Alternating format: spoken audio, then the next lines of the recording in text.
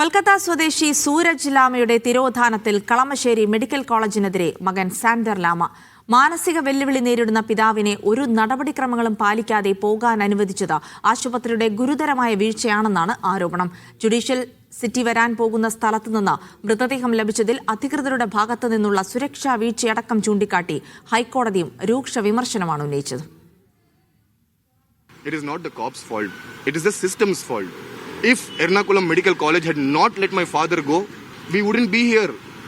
If they had to follow procedure, those people told me that he can say his name. He doesn't know his name, dude. How are you lying? I have medical proof of that. Sooraj ലാമയെ അന്വേഷിച്ച് മകൻ Kalamassery medical കോളേജിലെത്തിയപ്പോൾ ഇങ്ങനെ ഒരാൾ admit ആയിട്ടില്ലെന്നാണ് അധികൃതർ ആദ്യം നൽകിയ മറുപടി.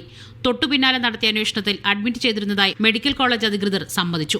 പിതാവിന്റെ അസുഖം ഭേദമായതുകൊണ്ടാണ് പറഞ്ഞുവിട്ടതെന്നായിരുന്നു സൂപ്രണ്ടിന്റെ മറുപടി.